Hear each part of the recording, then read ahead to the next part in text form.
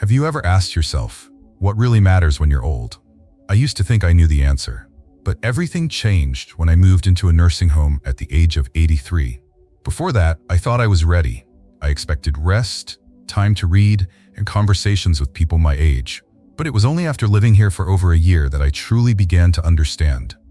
Growing old isn't quite how people imagine it. There are moments that make me smile, unexpected conversations, quiet afternoons watching the rain with a new friend. But there are also quiet pauses and lessons I didn't expect, about loneliness, memories, and learning to face myself. In this video, I want to share 7 things I've learned after a year of living in a nursing home. Lessons that may help you, or someone you love, prepare for old age, not just with medication or retirement plans, but with a sense of peace and a deeper understanding of life. Some of what I share may match what you already believe, but others might make you stop and rethink the way you live, the way you love, and the way you slow down. I'm not here to complain. I'm here because I believe when we know what's ahead, we can face it with less fear and more grace. If you're listening, thank you for taking the time, and if you can, I hope you'll stay until the end, because the final lesson I'll share is the one that changed how I live each day. And maybe it will change something in you too.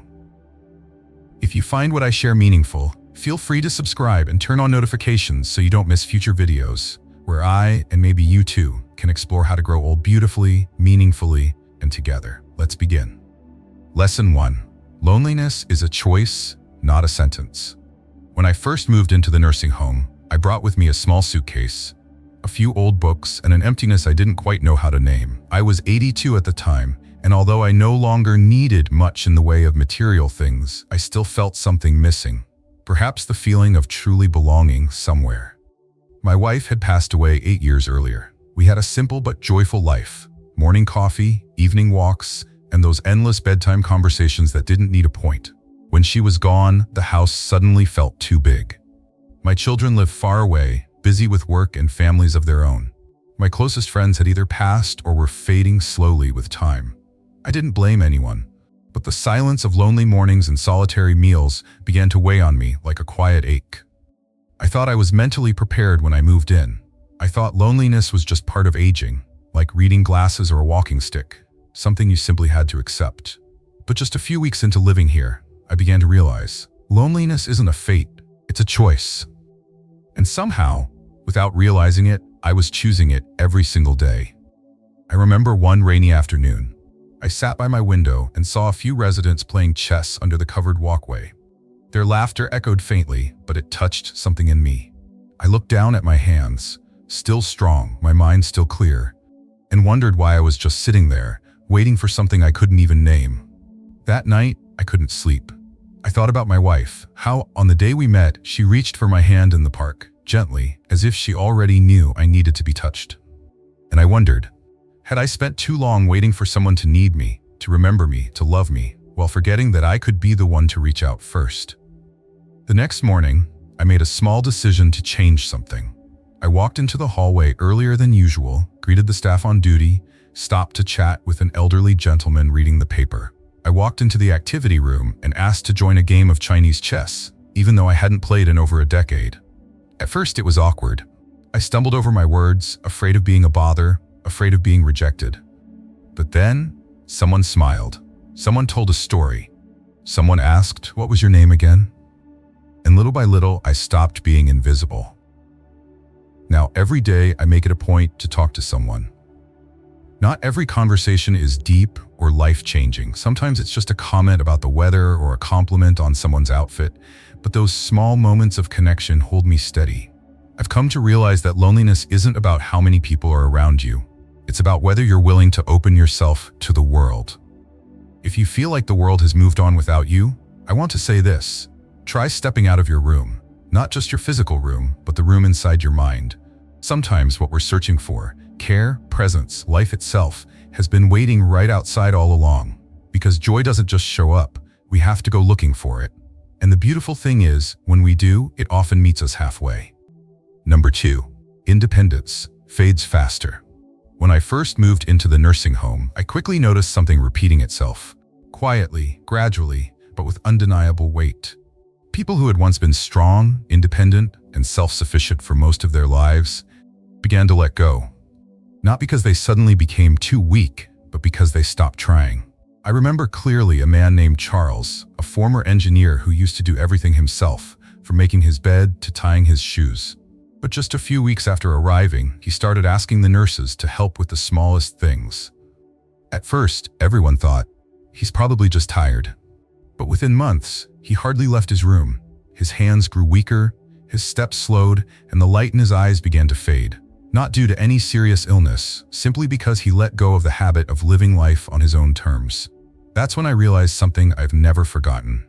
Independence doesn't disappear overnight, it slips away, little by little, in moments that seem trivial. Every time you let someone pour you a glass of water instead of standing up to do it yourself, every time you choose to sit still rather than try to move, you're giving away a piece of your strength, and gradually, a piece of yourself. I'm not saying we should do everything like we did when we were young, but if you can still do something, even slowly, even if it leaves you catching your breath halfway through, you should. I dress myself every morning. I walk out to the community room. I climb a few stairs when I can. Not to prove anything to anyone, but to hold on to what is still mine.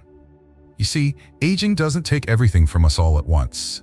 It quietly chips away. One choice not to move, one morning asking for help with your shirt, one day skipping the walk because it feels like too much effort. Slowly, we become used to relying on others, and by the time we notice, we're no longer who we used to be. And we can't quite say when that change began. So, if you're still able to live independently, don't let convenience steal your strength. Get up, move, do whatever you still can.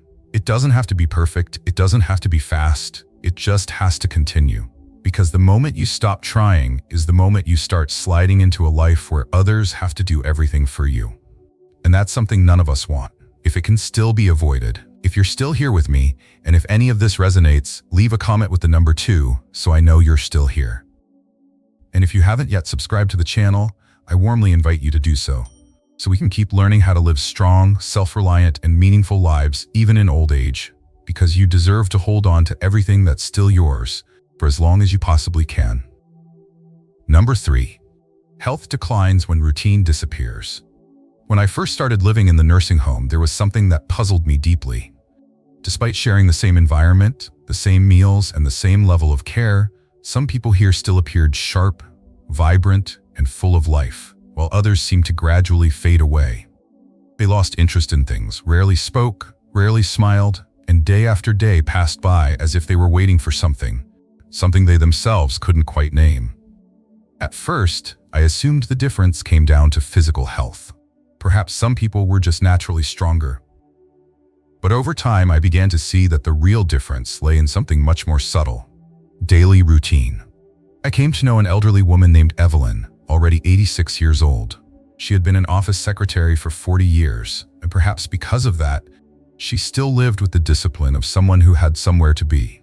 Every morning at 6 o'clock sharp, she would wake up, brush her hair, get dressed properly, take a short walk around the garden, and return for breakfast. She had a fixed time for reading, a time for writing letters to her children, and even a weekly tea schedule with a small group of friends every Tuesday afternoon. Her mind was so sharp that even her doctor was impressed. Meanwhile, I noticed others who had no structure at all, sleeping till noon, skipping meals, avoiding group activities, and staying shut in their rooms for days. The difference in their energy, memory, and even physical health was undeniable. That's when I realized that both body and mind thrive on routine, not to stay busy, but to feel alive. When you no longer have a reason to wake up, no motivation to change your clothes, no event to look forward to, the body starts to slow down, the mind begins to withdraw, and one day you no longer recognize who you've become. So I made myself a rule: every day must have a plan, even the simplest one. I wake at the same time each morning, I shower and dress in fresh clothes, I read the paper, I walk a few laps after lunch, and I try to talk to at least one person a day. Some days I'm tired and don't feel like leaving my room, but then I remember Evelyn, and I get up. Not to tick off a box, but to remind myself that I am still here, still me. Aging is not only about the body slowing down, it's also the accumulation of days spent doing nothing, expecting nothing, connecting with no one. That is what makes us grow old faster than any wrinkle or joint pain ever could. So if you feel like you've been losing your spark, try one thing. Make a plan for tomorrow. Nothing complicated. Just set a wake-up time, have a proper meal, and talk to someone for 10 minutes. Then do it again the next day. Because I've seen it. People who have routines are the ones who keep the spirit of life burning longest. You don't need to do a lot, but don't let a day slip by where you weren't truly present in it. That tiny effort, repeated day after day, becomes the biggest difference in how we grow old. I know this is true because I've lived it. Number 4, your attitude shapes your experience. When I moved into the nursing home, I used to think that the happiest people here must be those who were still healthy, the ones who could walk on their own, who had family visiting often, and who weren't battling any serious illnesses. But just a few weeks into living here, I realized how wrong I had been. Deeply wrong. I once saw a man in his 70s, tall and strong, walking unaided, with a sharp memory and daily visits from his family. Yet, he was always scowling, easily irritated, constantly complaining about everything, from the food to the weather. Then I met Mrs. Ruth, 88 years old, in a wheelchair, hands curled from severe arthritis, and no family left to visit her. But every morning she wheeled herself into the hallway with a smile and greeted everyone with a cheerful good morning. She remembered every staff member's name, asked how people were doing, and never forgot to say thank you, even for the smallest kindness. I once asked her, "How do you stay so positive?" She looked at me and gently said, "Because I'm still alive. Every morning I wake up is a gift. I can choose to be sad because I can't walk, or I can be grateful that I can still feel the sunlight." That sentence struck something deep in me, because I too had been caught up in comparisons and regrets. I missed the days I could drive anywhere, when someone waited for me at home. I believed the best parts of my life were already behind me. But Ruth made me see that joy isn't in circumstances, it's in perspective. I began to notice a pattern. Those who seemed the most unhappy often spent their time looking backward, focusing on what they once had, what they once could do, who they once were. They forgot that the present was still here, still theirs. Meanwhile, those who appeared to have lost more were often the ones who cherished the simplest moments, enjoying a good meal, a warm greeting, or a quiet afternoon. I learned that happiness doesn't just happen, it's something we have to choose every day. Choose to see what we still have, not what we've lost. Choose gratitude instead of resentment. Choose to smile, even when the day doesn't go as planned. Aging always brings change, that's inevitable. But how we respond to those changes defines the rest of our journey. I can wake up and think, another day I still can't walk. Or I can say, another day I get to live, to see the light, to talk to someone. I'm not saying it's easy, but I know this much. The happiest people here aren't the healthiest ones. They're the ones with the healthiest mindset. And that, anyone can learn. If you've watched this far and feel these reflections resonate with you, leave a comment with the number 4, so I know you're still with me. And if you haven't subscribed yet, I hope you'll do so now, so we can keep learning how to live beautifully and fully at any age. There is still so much to live for. It starts with how you see each morning when you open your eyes, a new day and a new chance to live more fully. Number 5. Family visits are unpredictable, but friendships sustain you. When I first moved into the nursing home, I used to believe that visits from my children and grandchildren would be the brightest moments of my days. And at first, that was true. Seeing my son, hugging my little granddaughter, hearing them talk about work, school, and life made me feel connected. Still part of the family. I lived in anticipation, looking forward to weekends, holidays, the sound of the doorbell, or an unexpected phone call. But then time passed. The visits became less frequent. Busy schedules, distance, overlapping plans, life out there seemed to have less space for me than it once did. Sometimes, weeks would go by without a single call. At first, I was deeply saddened. I waited, then felt disappointed. There were moments I wondered, have I been forgotten? Then one day, I noticed something strange. The people who spent their days waiting for family were often the saddest. But those who built relationships with those around them always had laughter, always had someone to talk to, always had a reason to wake up early, to brush their hair neatly, to live another day with meaning. I remember Helen, over 90 years old. Her only daughter lived in another state and could only visit a few times a year. But I never once saw her lonely. Every morning she drank coffee with her group of elderly friends. had lunch with the same group, played word games in the afternoon, and occasionally wrote poems to share with the other residents. One day I asked her, "Don't you get sad not having close family nearby?" She simply smiled, her voice as soft as the wind. I stopped counting the times my daughter visited and started counting the people who sit with me every morning. From that day, I changed my way of living. Instead of waiting, I started initiating. I changed my dining table, tried chatting with new people, checked in on the elderly woman next door when I noticed she hadn't been around. I joined the light exercise sessions, even though I wasn't that fond of fitness. And strangely enough, I started to feel like someone who was present in life again, not just existing, waiting to be remembered. I realized something important. Our children and grandchildren love us, but their lives must go on. Their absence doesn't mean they don't care. It's just part of life's natural rhythm. And we can let that hurt us, or we can choose to create connection right where we are. I've seen it again and again. Those who wait only for family often grow disappointed. But those who seek friendship, who open their hearts, who show care for others, they are the happiest. Because in the end, love doesn't only come from blood. It comes from anyone who shows up, who shares a smile, a hug, a kind word. Don't sit and wait for love to knock. Step out and plant it where you stand. You'll be surprised to find happiness might just be sitting at the next table or in the laughter of someone you've only just met. Number 6. The past becomes more vivid, but the present still matters. One of the strangest things about growing old is how the past suddenly becomes more vivid than the present. I might forget what I had for lunch yesterday, yet I can recall with perfect clarity the scent of the bakery where my mother used to work when I was a child, the soft music playing from an old radio, or the look in the eyes of the first person I ever had a crush on back in 6th grade. These memories haven't faded. In fact, over time, they've grown even clearer. In this nursing home, I'm not the only one who feels that way. Conversations at the dining table, in the hallway, or during afternoon tea often drift back to distant times. Our first jobs, first loves, streets that no longer exist, memories only those who've lived through them could understand. And I get it.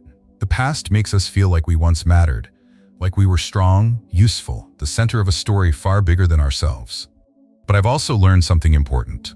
If we dwell too long in nostalgia, we risk missing the most precious thing of all, the present. I once knew an old man named David, 90 years old. He had a fantastic memory and could recount stories from his youth as if they'd just happened yesterday. But that was all he ever talked about, the past. He didn't join activities, rarely asked others how they were doing, and never talked about today. It was as if he'd shut the door on the present and chosen to live entirely in what had already passed, even though he was still breathing, still here in this life. Then there's Joyce, 85 years old.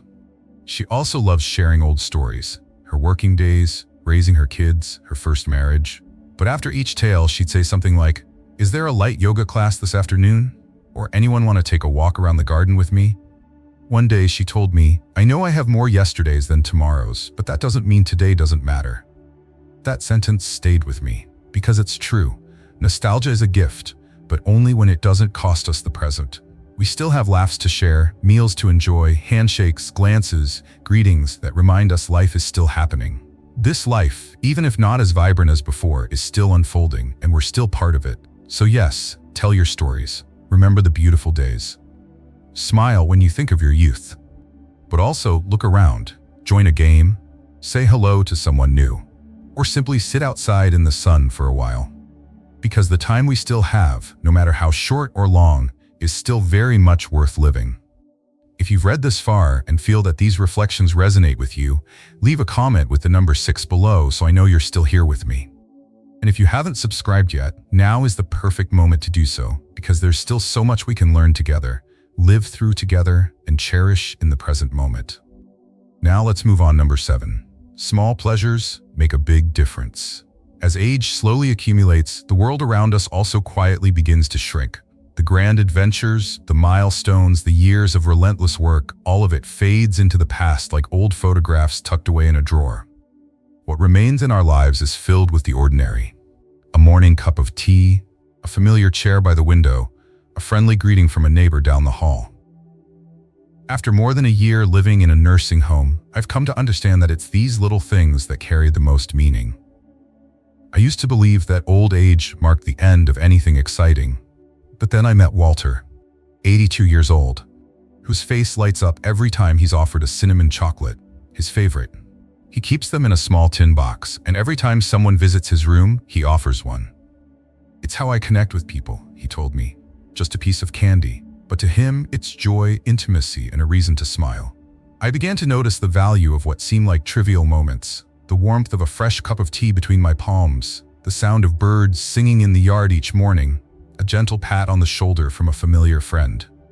When life slows down, it's these seemingly insignificant details that become the highlights of a whole day. I noticed that the people who appreciated these little things were the happiest here.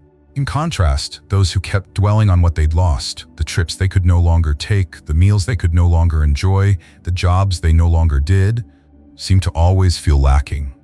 Like joy was something slowly slipping away. And when regret becomes a habit, happiness rarely finds its way back. The truth is, happiness doesn't always come from grand things. It can arrive in a sunny afternoon, a shared laugh, or a warm glance. When we learn to feel these things deeply, every day becomes more worth living, no matter what stage of life we're in. Looking back after a year, I now understand that aging isn't just about the passage of time. It's about how we choose to live the time we have left. Independence fades if we stop moving. Loneliness grows if we stop reaching out. A day without purpose dulls the mind. But when we take action, even in small ways, we can still hold on to so much: vitality, meaning, and joy. The happiest people I've met weren't the healthiest or the wealthiest. They were those who chose to focus on what they still had, not what was lost. Family may not always be nearby, but friendship within these walls, if we're willing to open up, can fill the gaps. The past stays within us, but if we keep looking backwards, we'll miss the beauty still unfolding right now. And in the end, it's the simplest things: a hot cup of coffee, a familiar laugh, sunlight filtering through the curtains, that give life its deepest meaning. If you're still reading this, I hope you'll remember this. Life doesn't end when everything changes. There's still room for connection, for growth, and for joy, if we're willing to embrace it. If something here resonated with you, I'd love for you to share it with me in the comments. I genuinely look forward to reading your thoughts. And if you found this video meaningful, please like, subscribe, and share. It's your support that helps me continue creating content that truly touches the heart. Thank you for being here. I'll see you in the next video.